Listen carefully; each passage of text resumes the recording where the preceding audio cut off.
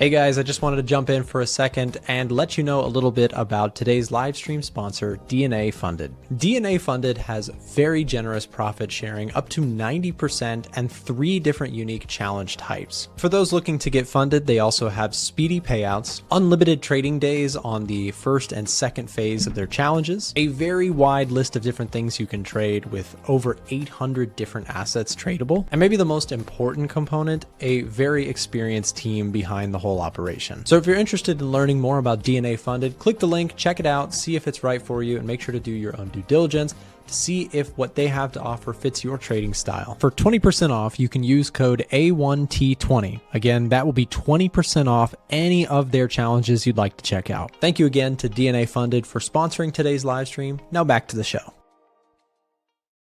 Good morning, everyone. Welcome back to another live stream. Hope you're doing well. Like you just saw there, check out DNA Funded. If you have not already, there's your chance to get 20% off for a limited time. Okay, so we got some stuff to look at. We've got unemployment claims coming out shortly. Let me just pull this up. So unemployment claims expected, I believe, to continue to decline. Forecast for 227. Let's pull that up. If I go into my labor statistics, where you at? Let's see, labor market, unemployment claims. So we're forecasting to come in at 227,000. So we are expecting unemployment claims to remain, well, recently they've been trending down. The question becomes, are they going to continue to trend lower? ECB held rates. Was that today? Did I miss that completely? Oh, yes, it was. ECB held interest rates largely as expected here. PMIs, let's take a quick look at PMIs this morning as we do get some more PMIs later this morning for the US. Let's see. PMIs out of Europe, German numbers coming in pretty much in line with expectations. Same with French numbers. The UK PMIs, let's see if this is updated in the Edge Finder. Should be. Let's go to PMIs for UK. Yep. Oh, our PMIs are not in there. They're still updating. What else do we get? Do we get unemployment rate? That was okay. That was a couple days ago. So anyways, PMIs out of the UK were slightly worse than forecasted. Services PMIs were a little bit soft. They did revise the previous number up a little bit. Manufacturing was a slight beat for UK. Let's take a quick look at the British pound in response to this. British pound slightly lower this morning. Euro slightly lower this morning as well. Is the dollar up today? Dollar is up today just a little bit, nothing huge. Stock market indices slightly soft this morning, but pretty much unchanged. We did get some earnings reports yesterday. Google beat on the top and bottom, a stock that I own, and I'm thrilled to see it. Stock did very well, up 3.8% in the pre-market. Very nice. I also did a trade on Google for the earnings report. I shorted puts right before the earnings, which ended up being a very good trade. So congrats to anybody in the VIP room who traded Google with me. I know this channel, we don't talk too much about stocks, but I will be covering that on my second channel, Trader Nick Stocks. A trade that I am on and talking about in this channel quite a bit is the oil position. Oil trade, just still sitting at break even. Nothing too exciting about this one. Still just sitting in it, and I feel okay holding this trade. Let me just see really quick where are we at top setups wise. Do we still have oil looking good? Nope, oil fell off the list. Let's see what's going on with oil. So if I go to US oil, getting a neutral score at this time, trend sort of fell off here. So yeah, you can kind of see we're in just a very, very choppy range bound environment for oil.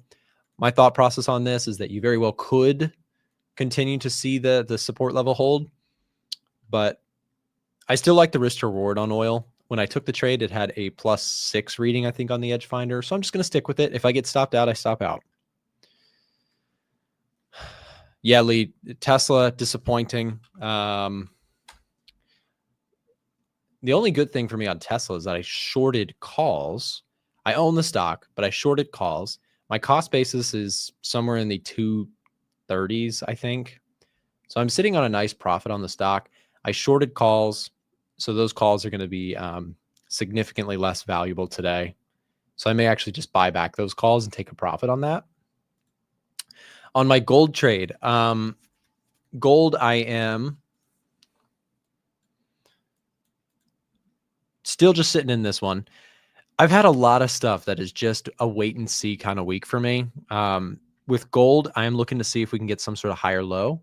We are testing currently, guys, a level of support. If you're a gold trader, you're watching the 4-hour chart or the 1-hour chart, you're sitting at a pretty interesting level right around here. You've got a key area of support, 4-hour level of demand. We'll see if gold can hold this area. In fact, what I'm going to do, just so I can see this a little bit better, it's a cool little trick. If you're a trading view junkie like myself, right click this, visibility on intervals, current interval only. Okay, ready? I just changed somebody's life. Now, if I go to the 4-hour chart, I don't see that, right? So what I could do here, you ready? I could go here and I say, I want this visual order or visibility to be current interval only, current interval only, and then 4-hour chart,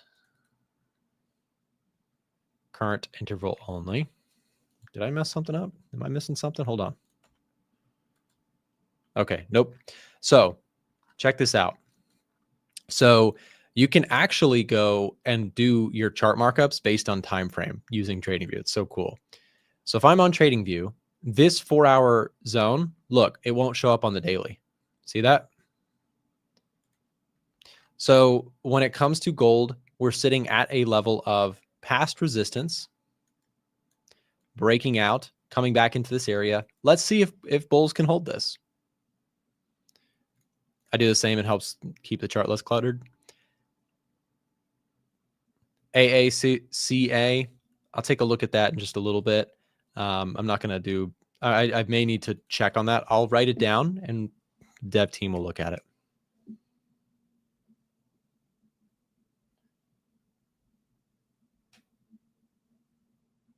Okay. Thank you for that. We'll take a look at that soon. So gold hitting a support level. We'll see what happens here. As a person with a long position currently, how am I managing this trade? Well, I'm watching this level that we just got done discussing. On the daily chart, I would love if we can see that area hold. I mean, I guess this is kind of a daily support level too, right? You have a clear level of what was resistance getting tested at this time. So today, what I'm looking for is I am looking for a bounce on gold. Now, if we do not get a bounce, if we fail to move higher, And in fact, we actually come down to this area, 33.20. I'll continue to hold gold. But if we break this level and stop out, I'm going to take profits and just call it a small win. Right. Nick, are you still holding your Euro CAD long position? Hey, Edward. Yeah, I took profits on it yesterday. I closed that one out and took, I think it was like 45 pips in like an hour and a half, and I just closed it. I just took profit on it. I already have a couple CAD trades open, so I was just like, you know what? I'll just take my win quick and then move on.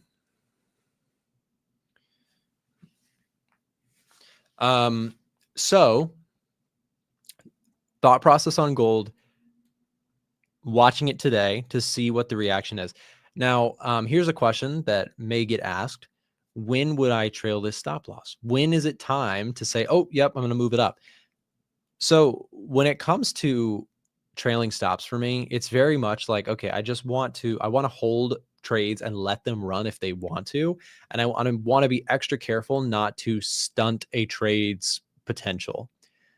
It would be a mistake, in my view, to tighten up my stop really tight on gold, because if I really think gold is going to make the move that I'm looking for, like these types of trades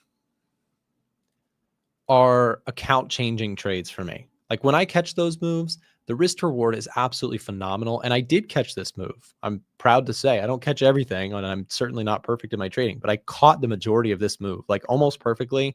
I took the trade around this area. I trailed out and ended up being, one of my biggest winners this year.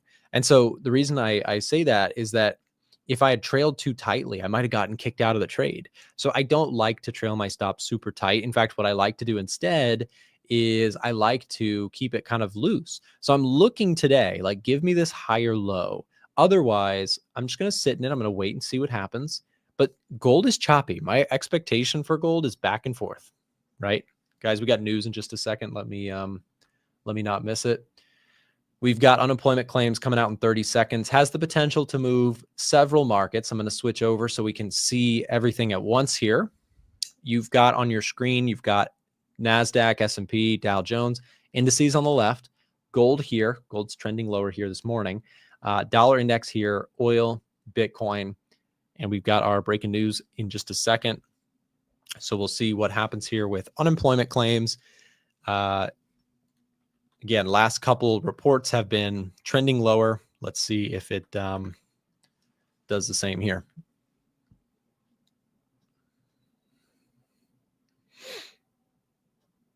All right, claims numbers should be coming out here in just a moment.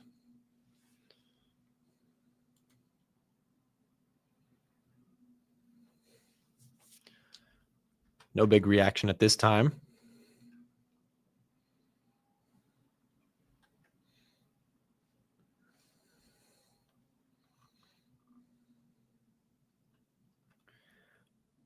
Let's see what the numbers is. It's taking its time here. All right, 217K. More jobs data strength. Look at that. 217,000 job claim unemployment claims compared to the forecast at 227. That is yet again, ladies and gentlemen, a beat on economic labor statistics. My goodness. Dow Jones moving lower on that, interestingly. Russell flat. Dow Jones is moving. There might have been some earnings, actually. I should clarify. It is earnings season. So the Dow Jones, these individual indices can be heavily moved based on what's happening with earnings being reported. At the end of the day, long-term, stocks move based on corporate earnings. And so, big shocks to earnings can cause substantial index level moves occasionally. Anyway, stocks pretty flat here this morning, not too strong in either direction.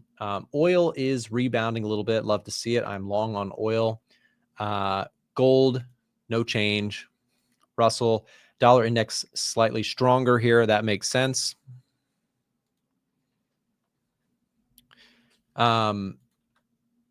Let's take a look again. So 217,000 jobs, jobless claims. That is about a 10,000 less than expected. That's pretty good. And the reason I think this is especially important, guys, is that we have had a trend here in labor statistics that many analysts have not been forecasting. Let me show you what I mean by that. So here's a quick way to read this chart. The unemployment claims here in the United States, the red dot is your forecast. For a little bit there, it was starting to look a little bit rocky. And myself included, I was saying, hey, we might be getting 3 rate cuts. We might be cutting interest rates in July. And, here's the thing about markets, they're very difficult to predict. And so is economic data. So when we were seeing that, I was thinking, okay, we might, if you got a couple more, had we seen unemployment claims do this, I think we would have seen cuts in July. I think that would have swayed the Fed into the direction of labor statistics are weakening. We need to cut rates. Now, look at the labor data. Unemployment claims trending down is a positive sign to the economy, and it looks like the economy is okay. At the end of the day, jobs are so important.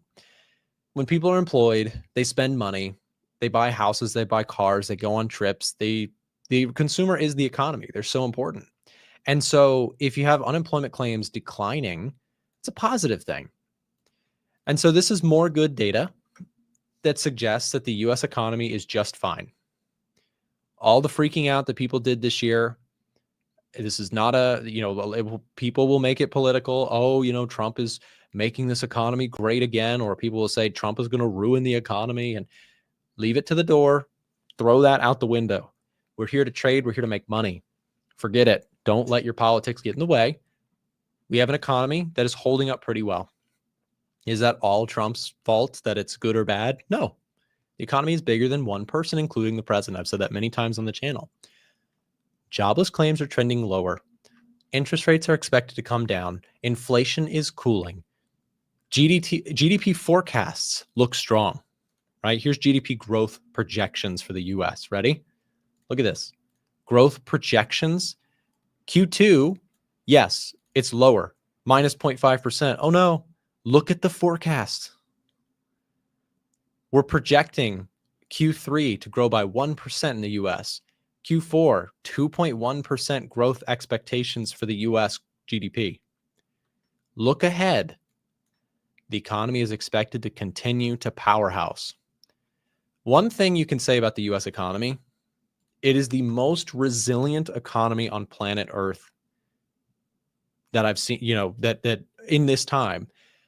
I have been shocked, and I think I know many economic forecasters out there have been shocked too by the resiliency of the U.S. economy. You throw a COVID pandemic at it, you throw global inflation, you throw wars, you throw all these things at it, and yet still the U.S. economy continues to lead the way and stay so strong.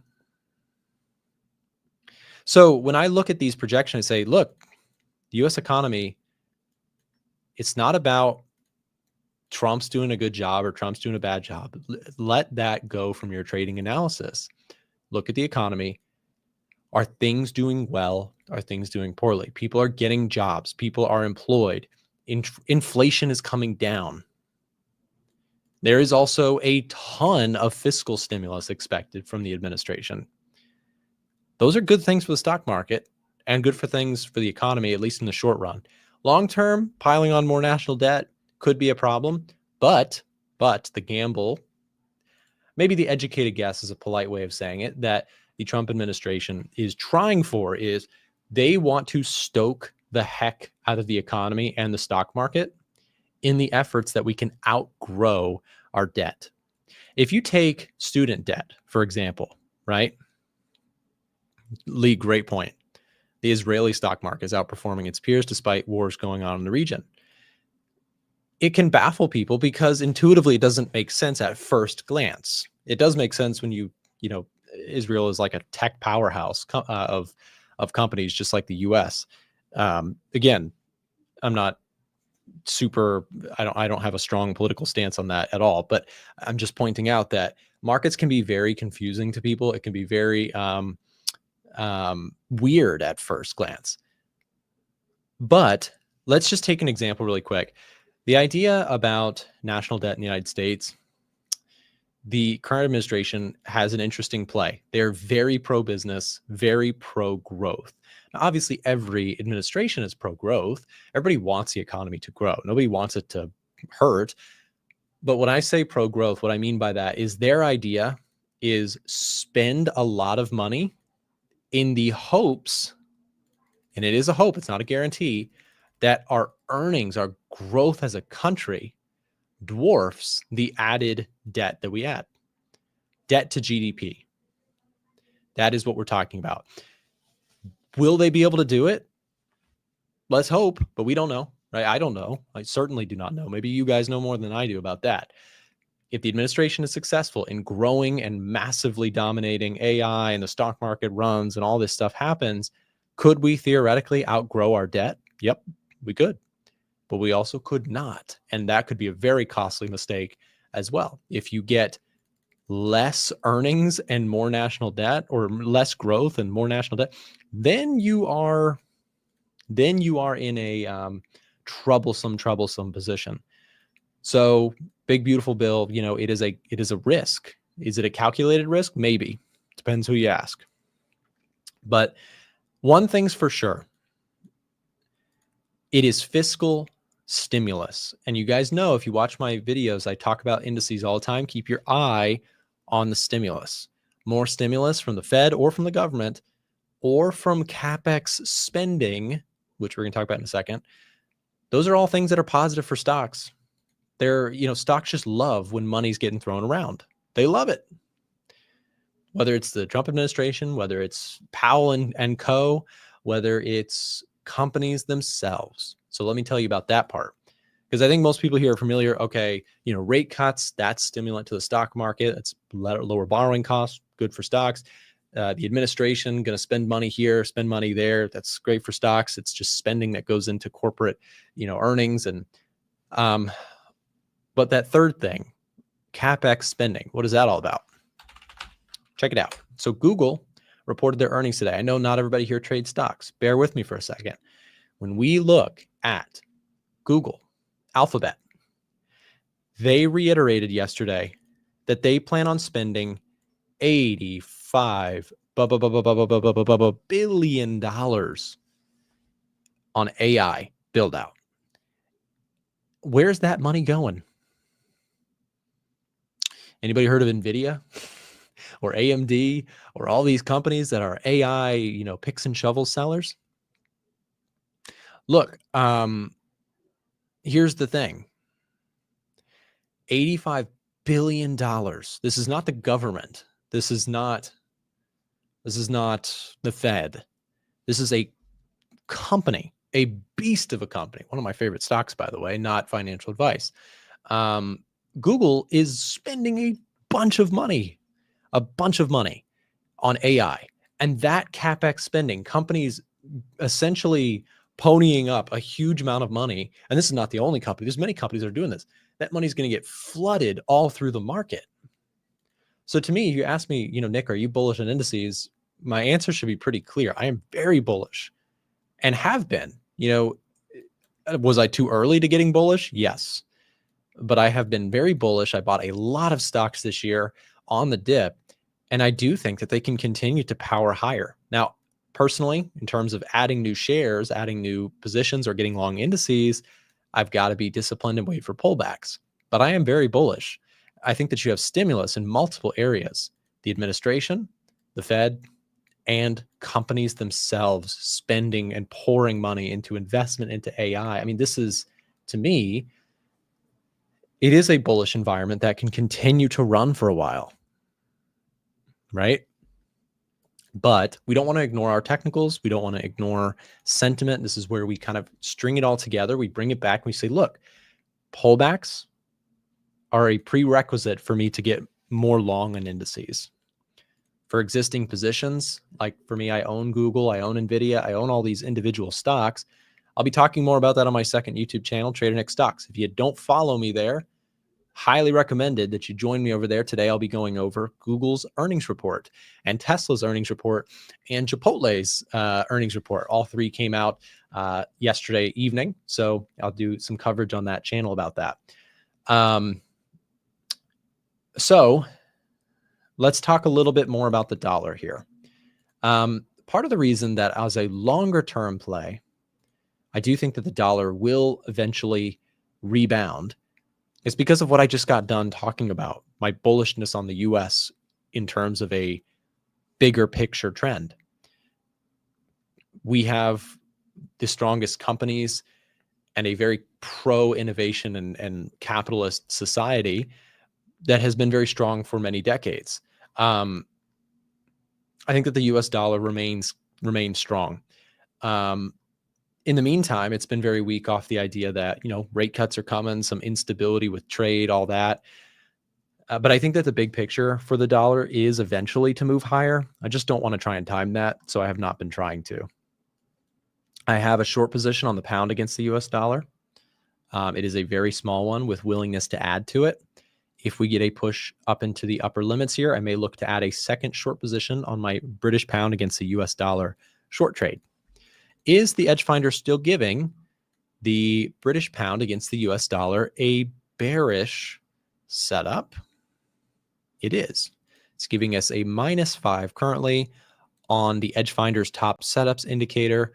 Let's take a look at the top setups eco page. This is stripping out everything except for economic data, specifically growth metrics, inflation metrics, and labor statistics on how it impacts each asset or currency respectively. The Edge Finder automatically sorts it all, generates a watch list, and keeps things really simple for me. What I'm going to look here for is I'm just going to look at major currency pairs.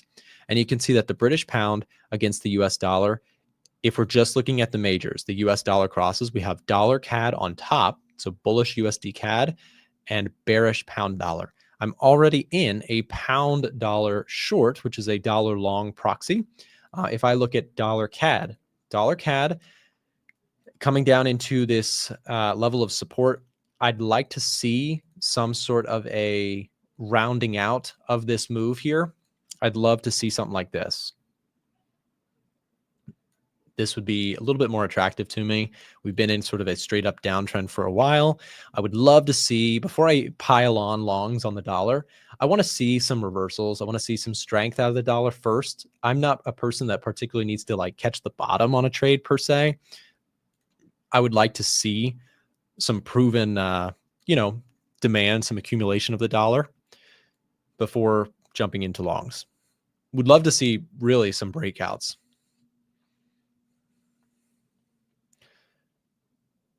So can you analyze Bitcoin and ETH? Yeah, let's look at Bitcoin. Bitcoin still range bound up here. We've been sideways. Looks like a little bit of a bull flag, to be honest.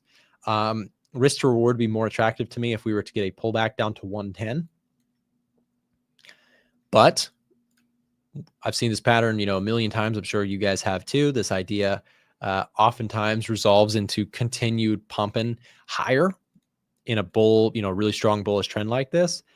Not a trade that I personally would take. I would like to see kind of an exhaustion or a pullback in this bigger picture move, especially if it lined up nicely here. I mean, to me, this trade just makes more sense. The idea of like a pullback into a support level on a big picture. I like the idea of waiting for that a little bit more. Nick, what's your take on the DAX? Yeah, let's look at the DAX. So DAX, in terms of, let's do top setup simple. DAX is a bullish rating on the Edge Finder. This is another one where I am interested, but waiting for pullbacks. So DAX for me would be a possible trade if we were to get a pullback into this major area of support around 23,300. However, we've also got some really strong support that has found its way right here. So I may actually take a small initial attempt on the DAX if we were to get a pullback into this level of support. We found buyers here once, twice, really sharp move higher yesterday on some of the announcement of Japan and the US making a deal. I think that spread, that good news spread to Europe, because it sort of set groundworks and framework for Europe and US to make a deal. And I've heard, ideas thrown around, but I think Japan got somewhere around 15% on tariffs. So I think Europe is potentially going to move in the same direction. And, the reason the market's not down a whole bunch and has knocked out the all-time highs several times in a row here recently, I think it's because the market's perfectly fine with 15%. They're like, oh yeah, we can survive that. That's no big deal. It was the, 145% on China, those crazy numbers that were scaring the market. 15%, markets can adjust to that. I think that is the resolve. That is the thought process for, participants, is just to say, okay, well, we are not getting the really high tariff levels. We are just getting, 15%. Those are doable tariffs. And in some ways is very advantageous to the US, who can kind of hold the consumer that they have. They can dangle it in front of, countries that have been making substantial amounts of money from the trade deficit. They can kind of get their way with some of the trade deals, which seems to sort of be happening. It's definitely not the massive demands that Trump initially set out with, but maybe that is part of the whole art of the deal stuff, right? Ask for a huge amount and then settle somewhere that's still good, and we'll see. But I think that when it comes to the DAX, right, I'm a buyer on pullbacks. I think that foreign stocks can do really well. I continue to like the DAX. I like the Nikkei. Let's look at the Nikkei. Nikkei didn't give much of a pullback here. I'm interested if we were to get a pullback. I said that yesterday, so I'm watching it. I'm watching international indices quite a bit. I do like U.S. indices. They're just very stretched, so I can't do anything with them at this time. Gold's pulling back, like I said, watching the support level to see what happens today. If we can bounce, especially if we can take out the previous high, then this would be an attractive opportunity for me to trail stops further, lock something in. But as we sit here at, we hit that all-time high in terms of a closing level, and then we sort of just reversed off of it. So sellers coming in here, but in the context of a longer-term uptrend. Lee says, when you say markets are forward-looking, how far ahead is that in terms of time? That's a good question. I think that my guess is like 3 months, 3 to 6 months. Once you get past like 6 months, it's so hard to predict what's going to happen. I mean, this is why markets make big moves and swings back and forth. Think about it. Markets make big swings back and forth because the future is unknown and it's really, really difficult to predict. If the market was super predictable, there wouldn't be big swings in price action. The unpredictable nature of it is what makes markets move. And so when we talk about something, like, hey, if everything kind of stays as is, the market should continue to move higher. Well, the challenge is that things change and something happens and something changes, and, another round of Trump tweets come out and the market freaks out, or inflation starts to rise, or something happens in the Middle East that causes oil prices to skyrocket, and that throws a wrench in the inflation story, right? These things are what make markets risky, is the uncertainty of the future just in this world, right? We live in a world that is unpredictable. There's a lot of things that just you can't possibly predict.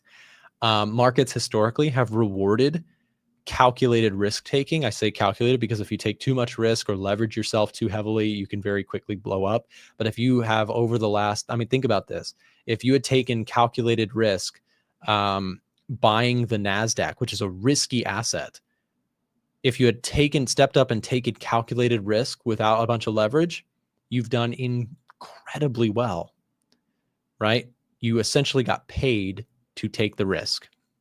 If you were long the NASDAQ, buying dips, trading it, whatever. So yeah, that is, you get in this market historically, And this is not guaranteed to happen in the future, but historically speaking, you get rewarded to take risk. So yeah. Okay, guys, in just a second, I believe we have Marco coming up next. It says here we've got Marco at 9, but then my schedule ends at 8:45. So Marco, are you good to go? You want to give me a thumbs up if you're good? Just give me okay, cool.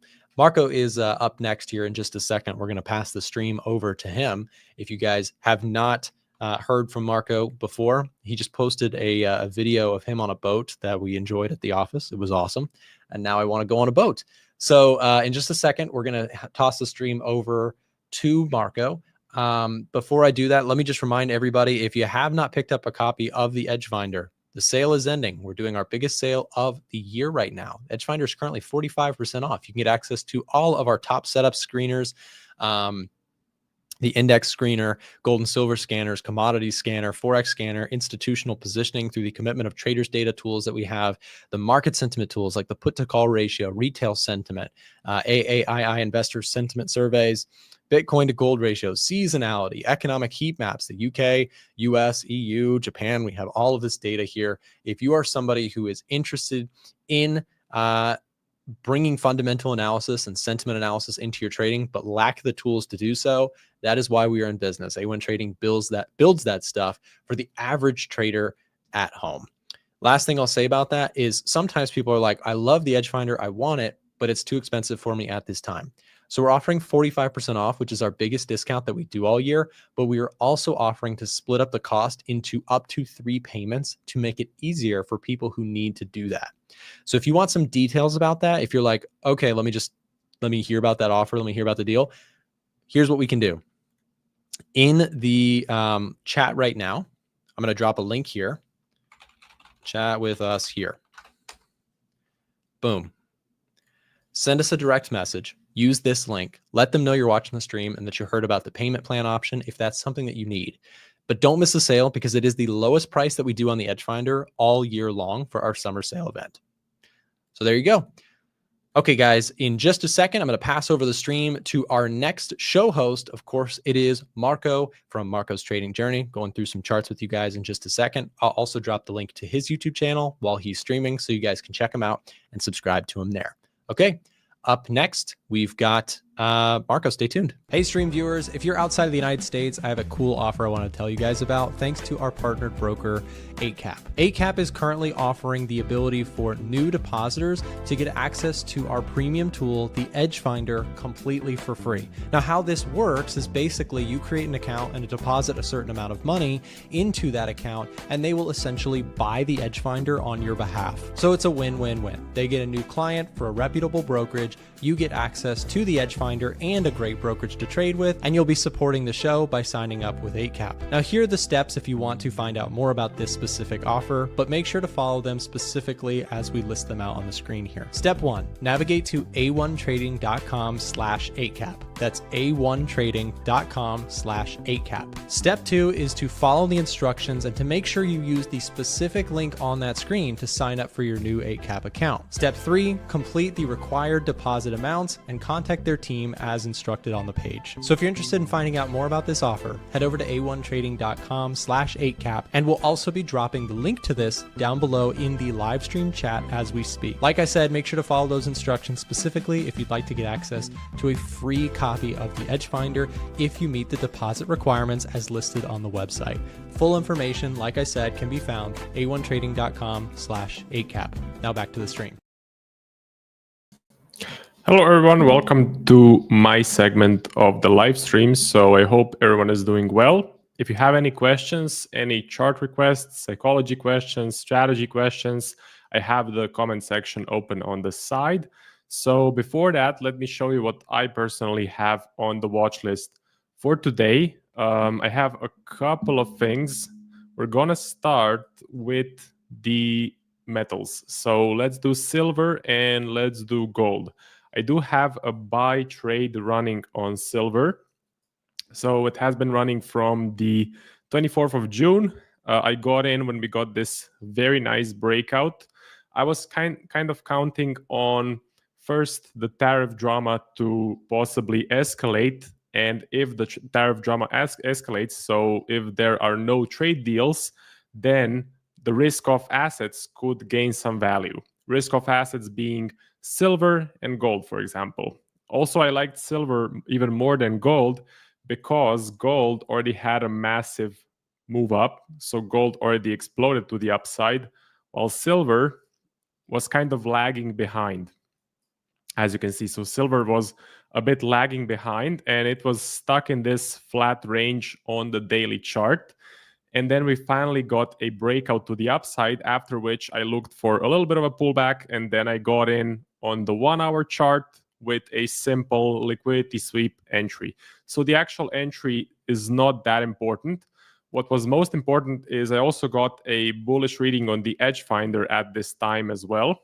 And as I mentioned, the macroeconomic situation with Trump, with trade wars, with the tariffs, with trade deals, it was all sort of not going as planned. So the deadline was extended. No one really knew if there was going to be more trade deals or if there was going to be very high tariffs. So gold and silver actually gained some value. And here you can see that silver gained even more value than gold. So yeah, right now it's running around 2.8 R. My stop loss is currently underneath this swing low on the daily chart. So the game plan is to just keep trailing this position. And I'm betting on the overall uptrend to continue. So yeah, just going to continue trailing it. And we will see what will happen. So let me check the comments. Hey, hello, guys.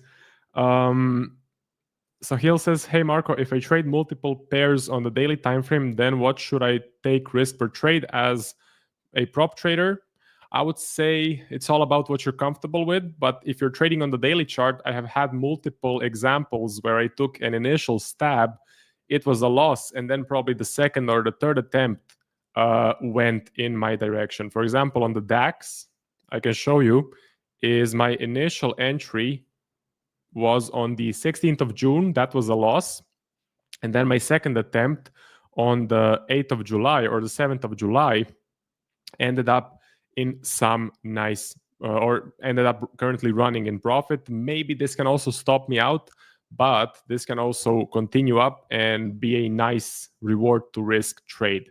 So because of that, I would probably recommend that you maybe risk 0.5% per trade. That's what I'm currently doing in most cases. Some of these trades are 1% risk, but I think a very smart way to go about this is to maybe risk 0.5% per trade. So if your first trade is a loss, you can get in on a second, maybe even on a third attempt.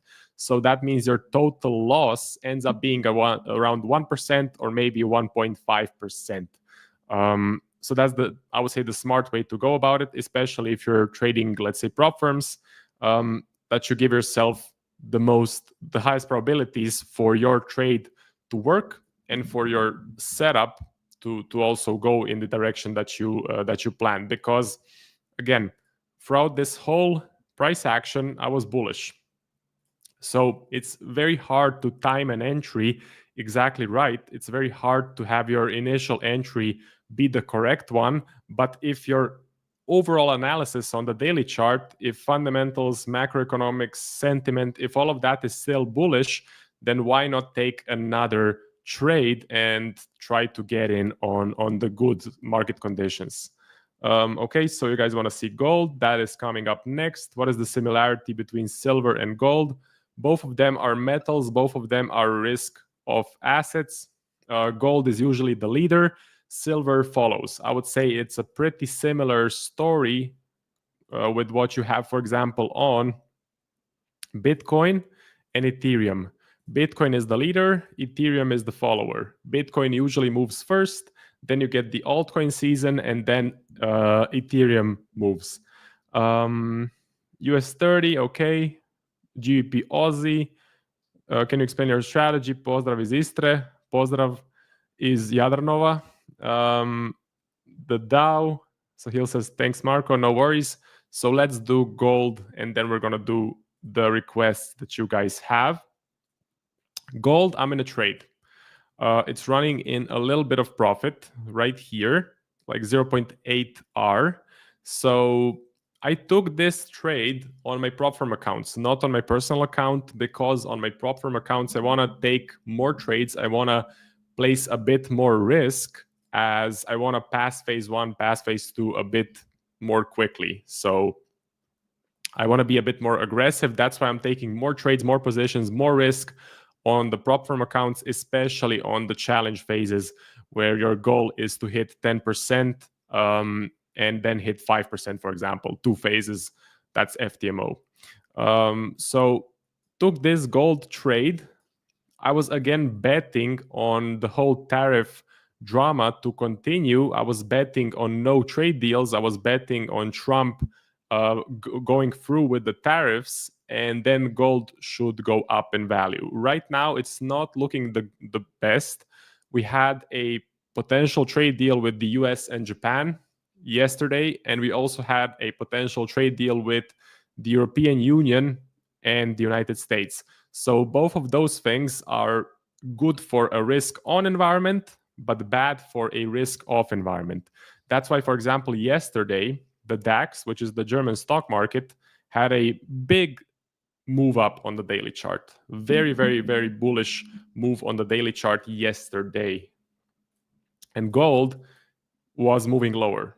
See, with the news of new trade deals, gold usually loses value. So not looking the best right now, but this could also be, I think Nick is in the same trade, and what he says, what I also agree with, is this is a nice hedge against risk on positions. And I did have a New Zealand yen long, which is a risk on position. I have a German DAX trade long. That's a risk on position. I'm looking for buy setups on the NASDAQ. I have a long-term investment in the S&P 500 and in Bitcoin. All of those things that I mentioned are actually risk on trades. So having a small gold position on my prop firm accounts, I would say it's a smart idea. If this trade loses, most of my other risk on trades will probably be in some nice profits. So I would say this is a sort of an insurance against any crisis that happens, or if a trade deal falls through, or if Trump comes out with enormous tariffs against specific countries. Right now, it's running, as I mentioned, in a little bit of profit. I'm going to trail this position. So if this does go up, I'm going to keep trailing this position. I think the daily chart, the daily uptrend is still intact. The trend line is getting respected, so it's looking pretty nice. We could go back to the trend line and bounce off of that. If I had to give you a bias, am I bullish, neutral, or bearish on gold? I would say I'm maybe slightly bullish, actually, because technical analysis is looking very strong. Again, this trend line, the trend line just keeps getting respected. So I would say there is a high chance that overall we're gonna move to the upside. We just don't know when. We could range around here for the next few weeks, maybe even next few months. I've seen gold range for quite a while, so that could happen. But I do think eventually, because of such a strong uptrend, we should break out to the upside. Okay. So yeah. And in terms of macroeconomics, yes, we are getting trade deals, but again, we may still get some more drama. We may still get some high tariffs. We may get a crazy Trump tweet in the future. It's not yet completely done. So we will see. We will still see what will happen on that front. Okay. Marco, what's your favorable risk to reward ratio as a swing trader on the daily time frame? So I have two strategies. The first strategy, which is purely technical analysis, 1 hour chart, no news, no indicators. It's an average of a 4-to-1 reward to risk. That has an average of a 4-to-1. But this one, in terms of my back testing and forward testing, it's around 1.8-to-1. The strategy that I'm currently talking about and currently showing you on the daily chart, that is heavily dependent on fundamental analysis and macroeconomics. That's 1.8-to-1. And I would say that's pretty healthy. Anything that's above a 1.2 is pretty healthy, and as long as you have like a 50% win rate, you're gonna make money. What I don't like is I don't like negative reward to risk. I know some scalpers, they do like negative reward to risk because their win rate is very high. I personally don't see a lot of success in that sort of strategy. So now let's go through the requests. So you guys want to see the Dow and you guys want to see the pound Aussie, if I'm not mistaken. Let's see. Yeah, pound Aussie. So let's do the Dow Jones and let's do the pound Aussie, and then we're going to do the S&P 500. I also saw that, and it's a very important thing to cover. So US 30. I was looking for buy setups on the US 30, and I was looking for buy setups in this area. The reason I was looking for buy setups was fundamentals were bullish, and also the Dow Jones was not yet near the all-time highs. So the Nasdaq and the S&P 500 already had a massive push, but the Dow Jones was lagging a little bit. When this happened, I removed the Dow Jones from my personal watch list, because then we already had a huge move to the upside where we are already very close to the all-time highs, and I don't really want to get in at this level. I think this level could be a significant level of resistance, especially because in the very short term, I'm a little bit bearish on the things like the Nasdaq, on the things like the S&P 500, because I'm looking for pullbacks. So it's the same thing on the Dow Jones. So if you combine those two things, first one being that we are stuck at a very significant resistance level, second thing being that on the US indices, I think a slight pause is coming, a slight pullback could come. I'm being a little bit more patient. So what I think is going to happen, short term, a bit of a retrace, long term, we continue up. That's my analysis. So a bit of a pullback, possibly if we move down to these levels, I will consider buy setups, maybe. I would prefer to get into the Nasdaq, to be honest, but I'm watching the Dow Jones as well. So we could hit this support level and then overall continue moving to the upside. That is my personal bias. Also, we could get a little bit of DXY strength, the dollar index. We had this move to the upside, which then we had a pause, but we could see this go up a little bit more, right? And if the dollar gains a bit more value, especially if the rate cuts for 2025 get postponed for 2026. So, for example, the Fed comes out and says we're not going to do any cuts this year, the dollar will for sure gain some value, okay? So that's what I'm seeing on the Dow. Now, pound Aussie, let's see, GBP, AUD. For the pound Aussie, let me quickly check on the Edge Finder. So I'm not going to open the Edge Finder on the screen because then it's a bit complicated, but I'm going to search it up quickly to see what is the bias. Let's see, GBP, AUD. And if you guys want to check out the Edge Finder, it's currently, I think, a sale running at a 45% off. So definitely check it out. Pound Aussie, neutral bias right now. So fundamentals look to be neutral. Technical analysis, I would say this is very range bound. What I would maybe look to play is trading it inside of this range, if that is something you're interested. But again, without a clear fundamental bias, I would be patient. So if I had, for example, a bullish bias, I would probably try to get in on a small buy setup right here at this level of support with a stop loss like this, aiming for the highs, because this seems to be ranging around. Currencies often trade in a mean reversion fashion, meaning assets like gold, assets like the Nasdaq, they tend to go up over time, but currencies,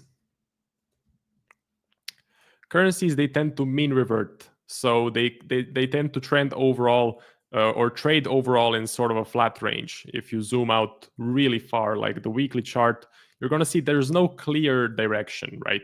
It's all being traded alongside of this mean, if that makes sense. So getting back to the daily chart, I would say I'm neutral. I would say we could just continue ranging around here. I don't see a clear uptrend, nor do I see a clear downtrend. I would be waiting for a clear fundamental bias. And with a nice bullish fundamental bias, you could definitely buy the lows of the range. That would be an interesting trade to play. Okay, next one is going to be the S&P 500. And we're going to do the NASDAQ as well. S&P 500, I'm bullish. Fundamentals are bullish. Again, US economy is doing great. You have the artificial intelligence revolution, which is definitely making US companies even more profitable. It's improving profit margins. For example, Microsoft fired like 5% of its worldwide employees, I believe, because they can replace those workers with artificial intelligence and save a lot of money. Now, is that the best thing for those workers? Of course, it's not, but it's the realistic picture of how the market is moving, and that will for sure, or we will see that phenomenon happen on even more US companies. So as they keep developing artificial intelligence, they will be firing even more workers and improving their profit margins, so improving the prices of their stocks, and the S&P 500 should go up even more. So yeah, AI is definitely pushing the markets up. US as an economy is doing pretty well if you're looking at employment data, inflation data, GDP data. It's all looking very healthy. And currently for 2025, 2 rate cuts are expected. 2 rate cuts are expected, which is bullish for the S&P 500, but bearish for the US dollar, which definitely should make S&P 500 go up. Another thing, you have the big, beautiful bill from Trump, which is going to increase the US debt by a lot of money, a lot of dollars. And that also increases the spending, that also expands the economy, and also makes the valuations of US companies go to the upside. So you have multiple factors, multiple confluences for the S&P 500 to go up. Would I be looking for buy setups at this level? I personally would not. I would personally be waiting for a pullback. Where would that pullback be sufficient? You could say this level of support, but I would go maybe a bit lower to this one, right? So maybe here and here. You can take an initial buy position at this level of support. If that fails, if that turns out to be a loss, then go a bit lower and try to get in a bit lower. Okay, so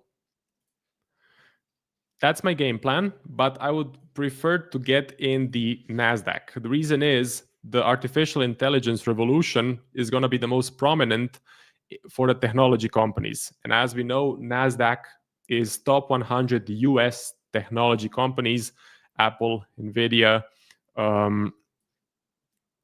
and basically companies like that. So top 100 US technology companies, Microsoft, and they're all using artificial intelligence to improve their profit margins and raise the valuation of their company.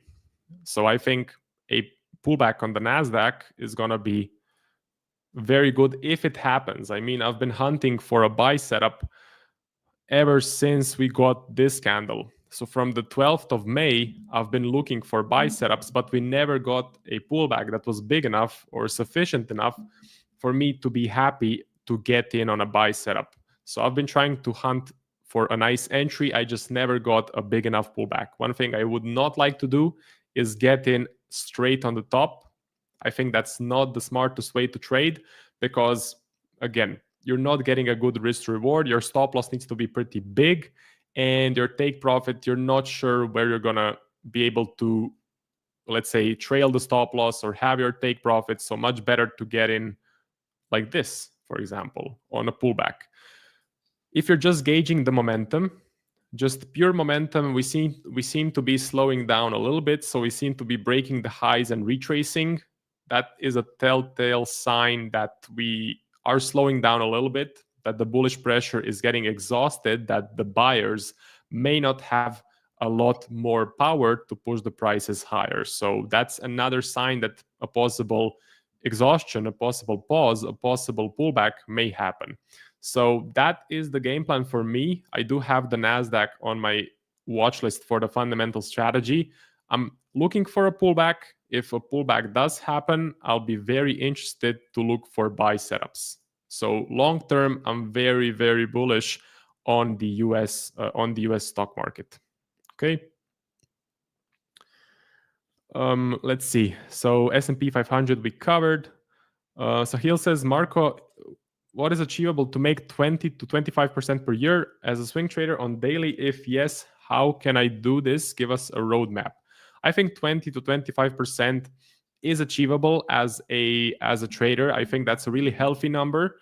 That definitely beats the S&P 500 on a sample size of, let's say, 10 to 15 years. So if you can beat the S&P 500 as a trader, you're definitely doing something right, because most hedge funds cannot beat the S&P 500. When you add in all of the fees, when you add in all of the commissions, most of them underperform the S&P 500, which is really interesting. So I think it's achievable, but it's a lot harder than people believe. But it's also a lot more realistic than making, let's say, 80 to 100% per year, which a lot of online trading scammers would like you to believe that you can make 80 to 100% per year. That is impossible in the long run. The best trader in the world made, I think, in the last 30 years, he made like 60% per year. The average return was 60% per year. So the best trader in the world is making 60% per year on average on a sample size. I think it was 20 to 30 years. I need to check up on the study again. But yeah, if that guy, I think it's Jim Simmons, if he is making 60% per year, then your regular online scammer guru definitely cannot make 80 to 100% per year every single year. So 20 to 25% definitely achievable. A roadmap would be developing a strategy, definitely knowing if you want a swing strategy or a scalp strategy. I think a swing strategy on the daily chart is a lot easier to implement and research, and it's a lot easier on your psychology, and you can have a full-time job while you're trading. Again, you can have a full-time job that covers your monthly expenses, which then relieves the pressure of needing to make money every single week to cover your expenses. That is very important. I would suggest for any new trader to not even think about quitting their job, but actually trying to implement their trading with their full-time job, because those traders that quit their job and then rely solely on trading income to cover their monthly expenses, after a few months, they are just done and their psychology is a mess, and they're probably working that same old job, but they have definitely stopped trading because they think it's impossible. It's actually possible, but you need to have a steady source of income every month and then trade alongside of that, at least in the beginning. So yeah, definitely check out Trader Nick or check out my channel, Marco's Trading Journey. You can see how we are trading. You can try to implement that. Again, daily chart, swing trading, fundamentals, macroeconomic analysis.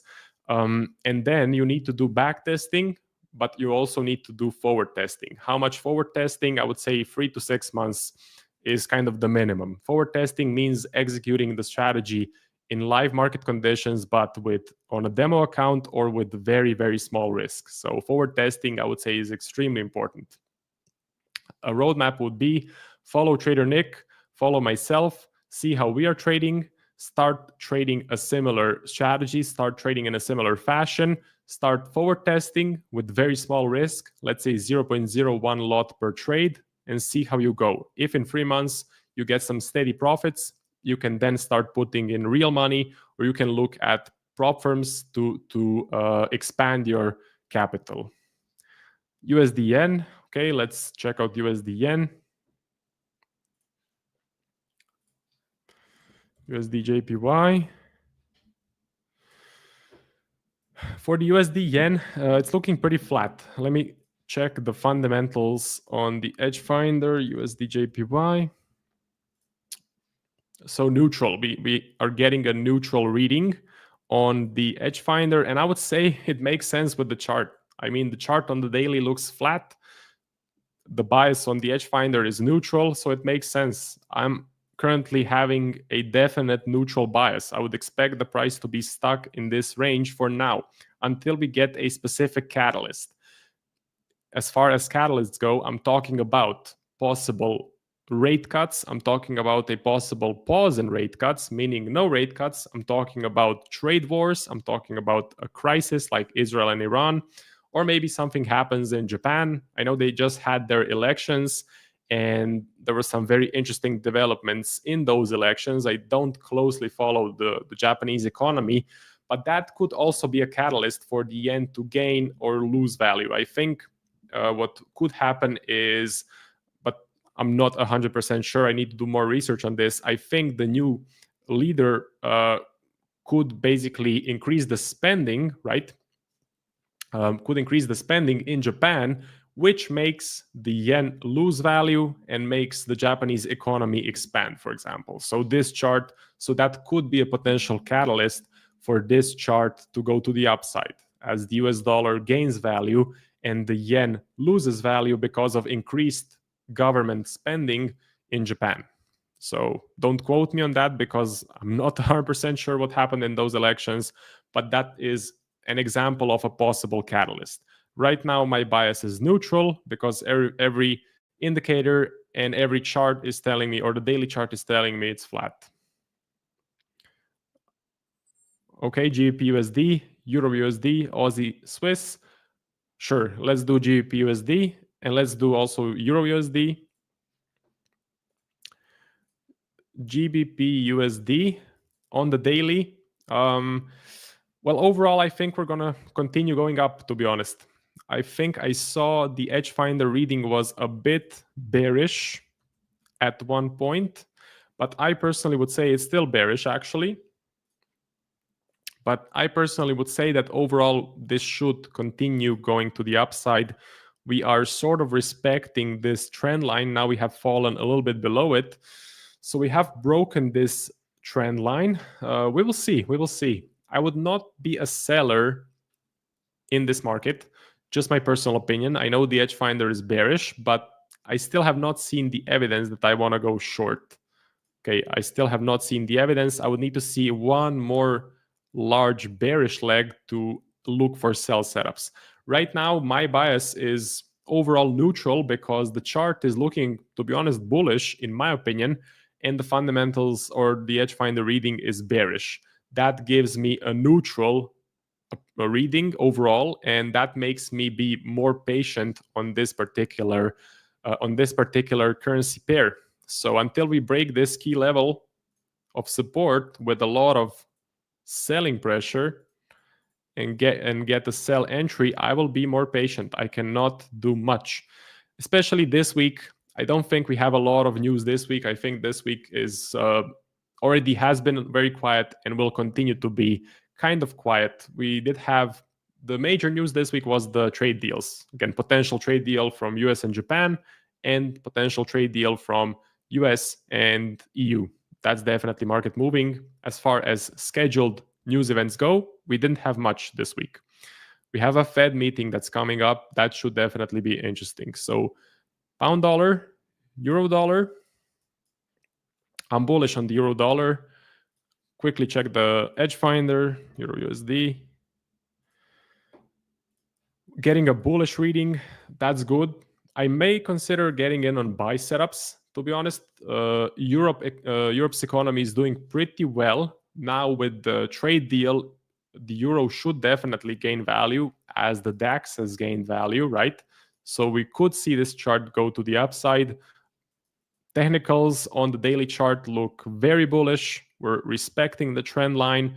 Pound dollar looks worse. Okay, pound dollar definitely looks worse than the euro dollar. For me to consider some buy setups, to be honest, well, I'm expecting a little bit of dollar strength in the short term. But once that clears up, once we get more clarity on possible rate cuts, I think I could be pretty happy buying the euro dollar. So if Fed does stay on the path of 2 rate cuts for 2025, I think buying the euro dollar should be a pretty high probability trade. So I like this. And I think I'm going to consider getting in on some buy setups, especially if also the edge finder continues to give me a nice bullish reading here. Okay, so that's euro dollar. I'm bullish, and I would be looking for buy setups. So thank you for putting it in the chat and notifying me. Okay. So facts, Marco, so true. Jim Simmons, yeah, it was Jim Simmons, was a mathematical genius, one of the greatest traders of all time. He averaged 60%. A trader would be doing remarkable to achieve just half of that return on average. Yeah, absolutely. So, I mean, the best of the best of the best of investors and traders of all time, Jim Simmons made 60% in, I think, 20 or 30 years. So it's going to be extremely hard to beat that number. And that also tells you how many scammers and fake traders are online telling you can make 80 to 100% very easily. So you cannot. Okay, no worries, Gerald. GPN dollar index. We also had a request of Aussie Swiss. And I think we're going to do Aussie Swiss and maybe one more chart, and that will be about it. So Aussie Swiss. Aussie Swiss, let me quickly check the edge finder for the Aussie Swiss. I don't think we're going to get a clear bias. Okay, actually a bearish bias on the edge finder. The daily looks a bit flat, but in the short term, a bit bearish, kind of moving below the 20 MA. Would I be looking to sell the Aussie Swiss? I don't think so. Not really. Not really my cup of tea. We had this massive sell-off, and then we kind of had an ascending into a descending channel. So I would be a bit more patient on the Aussie Swiss. Edgefinder is giving a bearish reading, but it's like a -6. If we get like a -9, -10, a very bearish reading, then that might be a bit more powerful. I think there are some better opportunities out there for me personally. So for the Aussie Swiss, overall, I'm a little bit more neutral to slightly bearish, but I'm not bearish enough to look for sell setups. I think the euro dollar is a much better play to buy. Okay, if you want to get my opinion of which currency right now looks the best to buy or sell, I think euro dollar looks great to buy. So that was for the Aussie Swiss. Let's see. So when is Powell going to resign? Never. He's not going to resign. He's not going to get fired by Trump. That would be crazy. Trump would, basically the opposite effect would happen. The interest rates would maybe go a little bit lower, but the selling of bonds, because people would lose confidence in the United States and in the current administration, that would be devastating for Trump and company. So he's definitely not going to fire Powell. Powell is not going to resign, and it's all gonna work out in the end. Okay, so I believe it's all smoke and mirrors, and it's all just threats, crazy tweets, huge tariffs, and then Trump goes back on his word, and then in the end everything turns out to be okay. So Powell is gonna stay at the Fed as long as his term lasts. I'm not sure when his term expires, but so no rate cuts. Look, so far we have 2 rate cuts priced in. Okay, for 2025 we still have 2 rate cuts priced in. If something changes, we're gonna see it. So far we're just seeing 2 rate cuts. We need to wait for the next meeting at the end of July. That's gonna be important, and I'm gonna be closely watching it. So it's not about Powell. It's, I think, 12 participants of the Fed. So the Fed consists of 12 people that vote for rate cuts, rate hikes, or keeping the rate neutral. And Powell is just one of them, right? So you have some hawkish members, some dovish members. They all get together, they vote, and then you get a decision. That's about it from me. My time has expired. Thank you guys very much for watching. If you guys have any questions, you can go to my YouTube channel and ask me in the comments or join my free Discord. I will see you guys next week on Thursday, and I think now it is time for Miko to take over. So see you guys.